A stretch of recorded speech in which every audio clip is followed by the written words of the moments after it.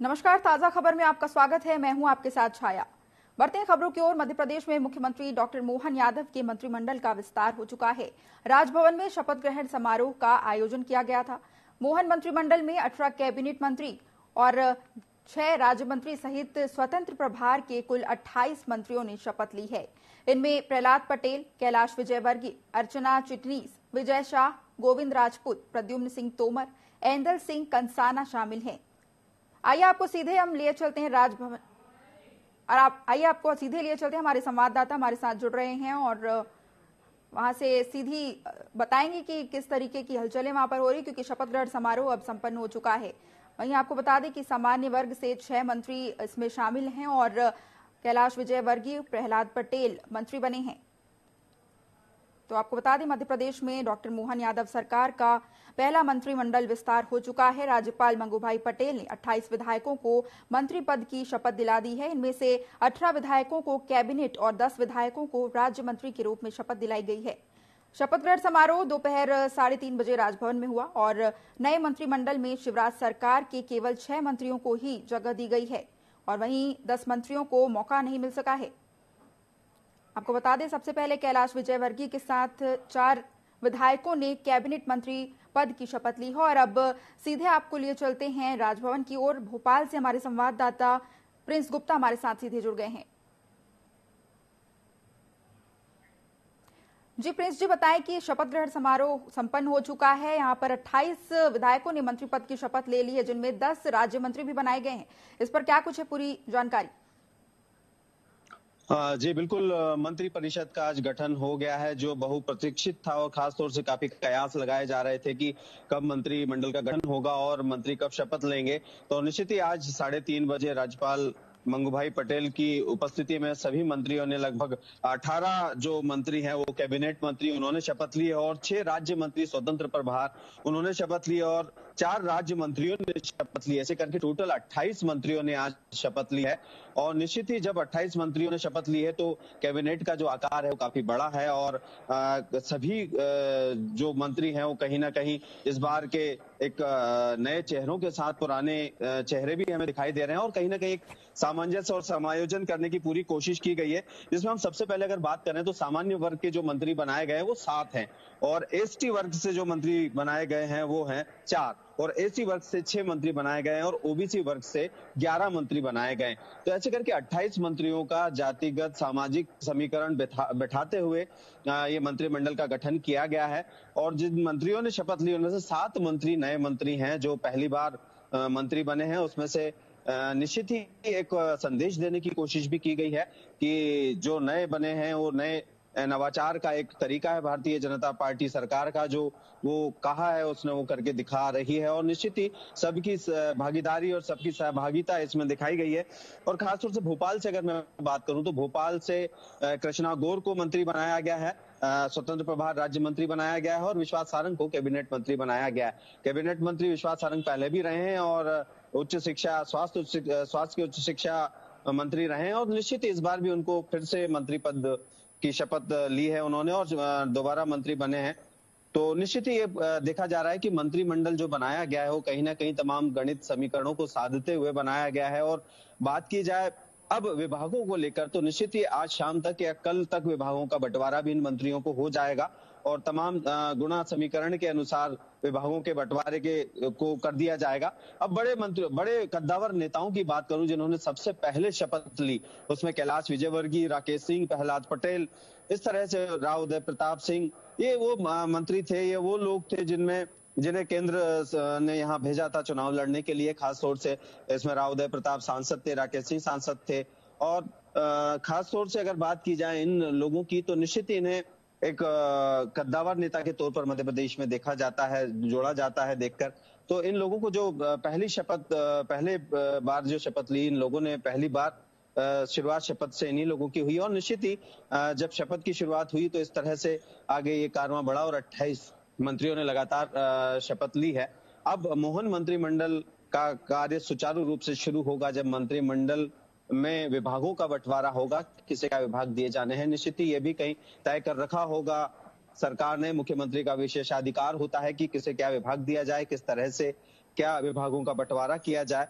तो ये समीकरण तमाम जो हमें आज दिख रहे हैं मंत्रिमंडल के गठन के नवाचार के साथ, जैसा कि आज मैं आपको बताऊं, बीडी शर्मा जो प्रदेश अध्यक्ष है भारतीय जनता पार्टी के, उन्होंने कहा था कि नवाचार का मंत्रिमंडल होगा जिसमें उमंग होगी, उत्साह होगा और पुराने लोगों का समावेश भी होगा।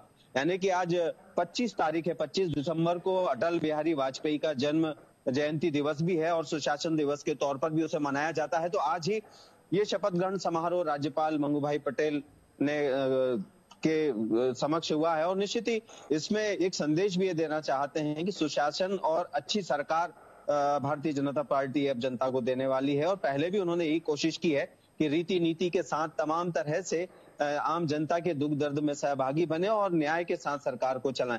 तो साफ संदेश है कि तमाम वर्गों का, जातियों का और समीकरणों का ध्यान रखते हुए इस मंत्रिमंडल का गठन किया गया है। और निश्चित ही अब जब विभागों का बंटवारा होगा और सरकार काम करना पूर्ण रूप से शुरू कर देगी तो कुछ और ही चीजें जो हमें हमारे सामने यहाँ देखने को हमें मिलेगी। जी प्रिंस जी, आप राजभवन के सामने खड़े हुए हैं, यहाँ पर शपथ ग्रहण समारोह भी संपन्न हो चुका है। क्या किसी मंत्री बनने के बाद किन्हीं विधायकों की प्रतिक्रिया सामने आई है, किसी मंत्री की प्रतिक्रिया सामने आ पाई है?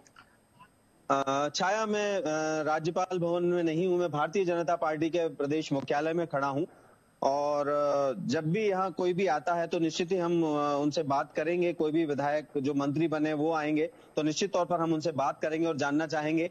कई लोग तो ऐसे भी होंगे उसमें जिन्होंने कभी सोचा भी नहीं था कि वो मंत्री बनेंगे और मंत्री पद की शपथ लेंगे, लेकिन भारतीय जनता पार्टी ने कई बार, पहली बार चुनाव जीते लोगों को भी मंत्री बनाया है। तो निश्चित ही यहाँ आएंगे वो कुछ ही देर में और निश्चित ही भारतीय जनता पार्टी कार्यालय सभी लोग पहुंचते हैं जब भी कुछ वो हासिल करते हैं पार्टी की तरफ से, या तो टिकट के समय की बात कर लें या भी मंत्री मंडल में शामिल किए जाने की बात करें, तो यहाँ निश्चित ही संगठन के जितने कार्यकर्ता हैं, संगठन के पदाधिकारी हैं, उनसे मिलने जरूर आएंगे। तो निश्चित ही हम उनसे बात करेंगे। जी प्रिंस जी, क्या यह माना जा सकता है, क्योंकि लोकसभा चुनाव भी अब नजदीक हैं, तो लोकसभा चुनाव को ध्यान में रखते हुए भी राज्य मंत्री और कैबिनेट मंत्री चुने गए हैं? जी बिल्कुल, ये बिल्कुल गणित साफ है कि अभी लोकसभा के चुनाव होने वाले हैं तो तमाम जातिगत समीकरण, सामाजिक समीकरण और तमाम तरह के समीकरणों को साधते हुए ये मंत्रिमंडल तैयार किया गया है और लोकसभा में कहीं ना कहीं एक संदेश जाए कि भारतीय जनता पार्टी जिस विचारधारा के साथ काम करती है उसकी सरकार भी उस विचारधारा को आगे बढ़ा रही है। सबका साथ, सबका विकास, सबका विश्वास लेकर ये बात करते हैं, तो निश्चित ही उसका एक संदेश देने की कोशिश इस मंत्रिमंडल के गठन को लेकर दी गई है। और अब लोकसभा के चुनाव हैं कुछ ही समय बाद, तो निश्चित ही कहीं ना कहीं जब जनता के बीच में सभी लोग जाएंगे, मंत्री भी जो बने हैं वो जाएंगे, तो वो संदेश साफ दिखेगा कि जो भारतीय जनता पार्टी ने वादे किए थे, जो बातें कही थी, जिस तरह से उनको मैंडेट मिला इस बार प्रचंड बहुमत में 163 सीटों के साथ, तो निश्चित ही वो जनता के भरोसे को पूरा करेंगे, जनता के भरोसे पर पूरा खरा उतरेंगे। तो निश्चित ही इसका फर्क लोकसभा के चुनाव में जरूर पड़ेगा।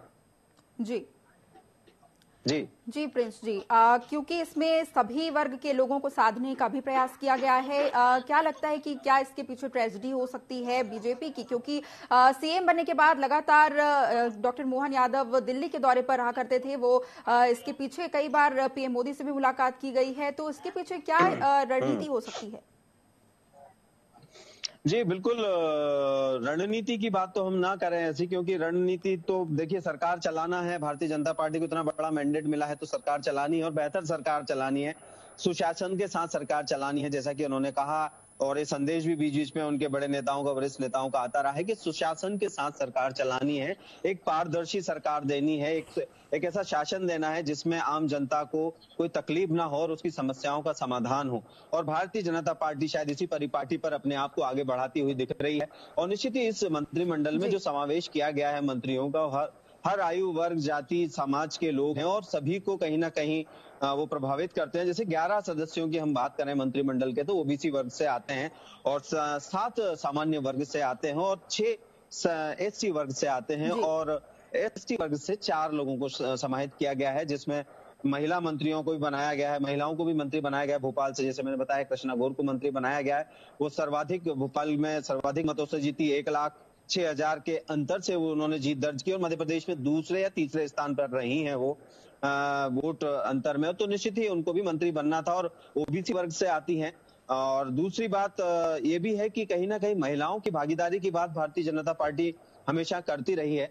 तो 2 महिलाओं को मंत्री बनाकर निश्चित ही उन्होंने ये संदेश भी साफ दिया है कि जी मंत्रिमंडल में बिल्कुल। महिलाओं तो की भी भागीदारी महिला उतनी वर्ग के होगी साथ जितनी हम। साथ सभी वर्गों को साधने की का भी प्रयास किया गया है। आप बने रहिए प्रिंस जी हमारे साथ इस वक्त हमारे एक और संवाददाता गब्बर सिंह ठाकुर भी हमारे साथ जुड़ गए हैं भोपाल से ही। जी गब्बर जी, बताएं कि शपथ ग्रहण समारोह संपन्न हो चुका है, इसके बाद क्या कुछ अपडेट है इसको लेकर? जी बिल्कुल, देखिए मैं बता दूं कि शपथ ग्रहण समारोह हो चुका है और ये राजभवन का नजारा है। यहाँ पर आप देख रहे हैं कि मंत्रियों का जाने का यहाँ से सिलसिला शुरू हो चुका है और जिन मंत्रियों ने शपथ ली है वो मंत्री यहाँ से निकल रहे हैं। अभी हाल ही में आप देख रहे हैं कैलाश मंत्री जी यहाँ से निकल रहे हैं, ये उनका कार्यक्रम है। और इसी के साथ में और भी जो मंत्री हैं वो लगातार यहाँ से उन मंत्रियों का काफिला निकलता जा रहा है, फिर चाहे गोविंद सिंह राजपूत हो या फिर आपके चाहे सिंह तोमर हो या फिर शपथ उइके हो। तमाम जो मंत्री हैं जिन्होंने अभी हाल ही में कहा जाए राजभवन में जो शपथ ली है, वो शपथ लेने के बाद अब यहाँ से जो काफिला शुरू हुआ है तो ये आप देख रहे हैं कि ये मंत्री यहाँ से निकल रहे हैं। मंत्री के जो समर्थक हैं वो भी उनके साथ में निकल रहे हैं। यहाँ पर जबरदस्त हुजूम है और यहाँ जो देखने जा रहा है वो माहौल गजब का माहौल है, यानी जो माहौल देखने लायक